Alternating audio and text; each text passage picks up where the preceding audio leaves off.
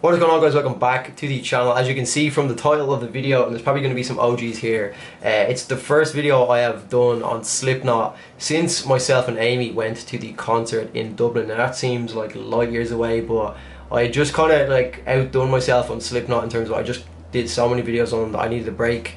They're very intense to do a lot of, and I just felt like I did so many videos in a row that I, in a way, got tired of doing them. I just wanted to switch it up and make it fresh in the channel. I felt like I just wanted to broaden my horizons, and I've since done that, and you know, I've just missed a bit of Slipknot. I said in my last video I did Holy Roller Spirit Box, and that new song that came out, and I mentioned in that you know, today's day and age, it just feels right to be listening to kind of darker, heavier music because it just suits the vibe.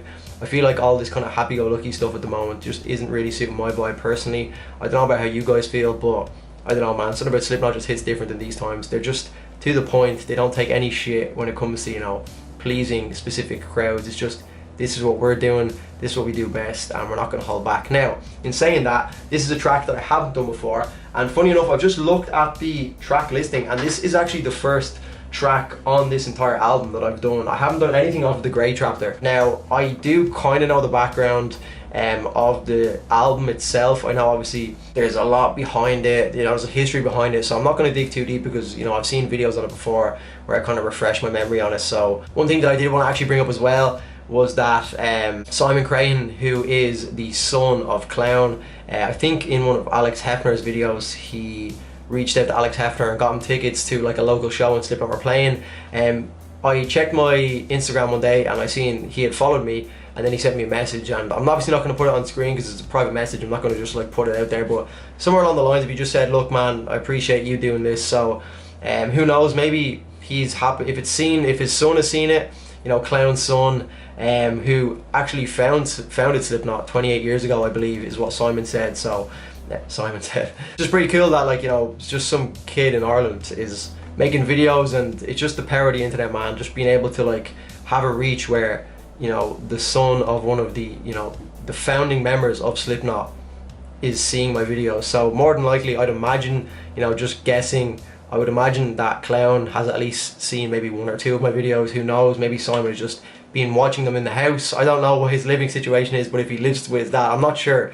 But just the fact that he even reached out is just really cool, so I just thought I'd put that in there. And then, you know, when I got the message, I was like, you know what, I'd love to do some Slipknot again, because one, this would make a cool story to tell everyone, and then two, it's just been a while. But yeah guys, without any further ado, we're going to jump in. This one is The Devil and I. I think it's a popular one based on the views that I can see online. It's probably one of Slipknot's most popular tracks.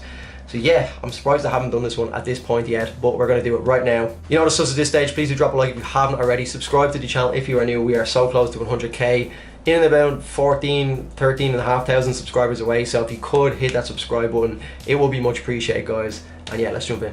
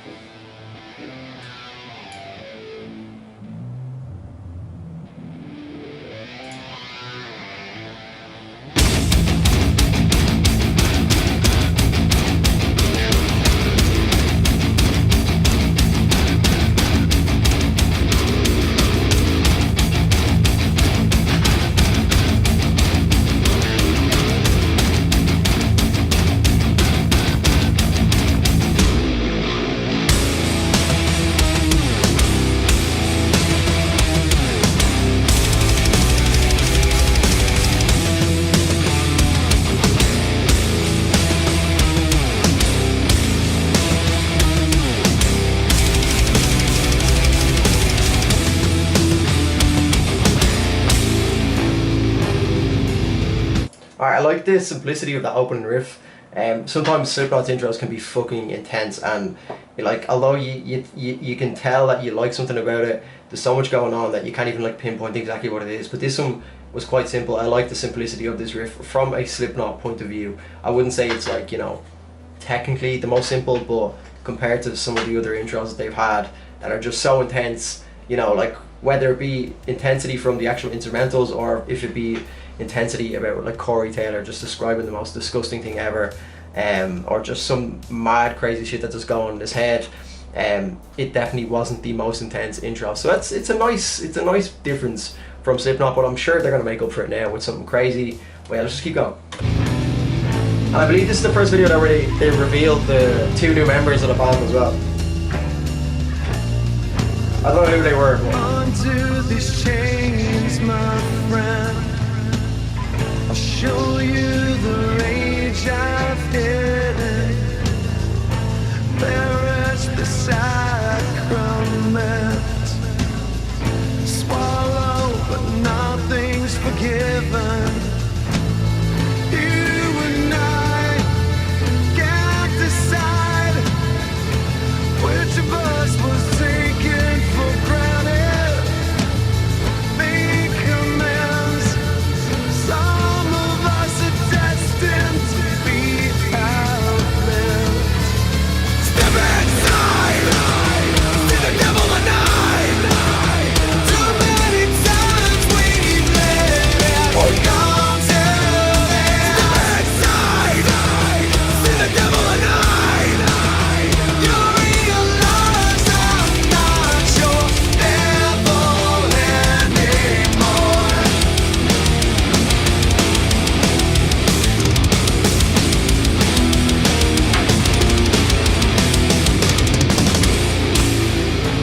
Under the words of men, something is tempting the Father. It's actually surprisingly not as intense as I thought it was going to be. I've seen again some of the thumbnails for videos like this, just from seeing other channels doing it, and I mean, you just assume when you see like someone eating his own hand or whatever the fuck that shit was, that it's going to be very, very intense. Like based off, I suppose I'm just coming off the back of, I think that's more so what when I kind of alluded to it at the start, that I got a bit tired of the Slipknot videos. Was I think because I was on an Iowa binge where I did like all of the tracks off Iowa. I did a lot of tracks that people would generally just not do, so it was kind of to the point where I like couldn't have my head pounded in by how heavy and intense that album was. I understand that there is definitely, like I said, a time and place for something that heavy, but even the mood I'm in now, I think that Iowa album is even still just too heavy. Like it was so much, but this again is just so listenable. You know what I mean? It's Corey Taylor's vocal range is incredible. I've always said that. He goes from, you know, his screams, which he's more publicly known as or more globally known as for that intense Slipknot style, but I mean he's also got like the more soft vocals which he's displaying in this track, for example. He also has it in like Nero Forte throughout the chorus as well. You can hear it more recently. Obviously this is a little bit older than Nero Forte, but yeah, it's just a little bit different, you know. It's something that kind of blends the two worlds, and it's definitely a lot easier on the ears than just the fucking carnage that was that Iowa album. Where is your will, my friend? Insatiates never even bother. You and I on the right, traded a lot for the leverage. In between the lambs and lights, you're not what you seem. Step inside, see the devil alive. Too many times we've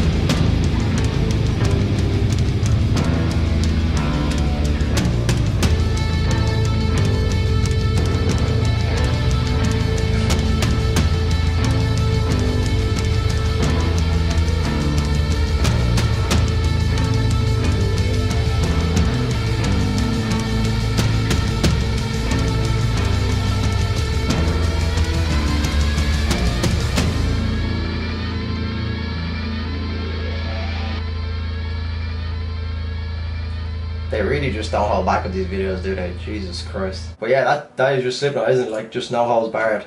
But again, going back to the fact that it's just like, it's a lot more listenable. I know maybe don't watch the video too often, it'll probably fuck your brain up a little bit, but from an audio standpoint, definitely, you know, a good blend, which we have seen from Slipknot quite a lot. They can just do that style. They've got like so many different, like when you look at tracks like Snuff, and then you go to a track like this, which is kind of the middle ground, and then you just have a lot heavier tracks like off the Iowa album, like maybe one or two of the tracks off of, what's their newest album called? We Are In Our Kind. Jeez, why did I forget that?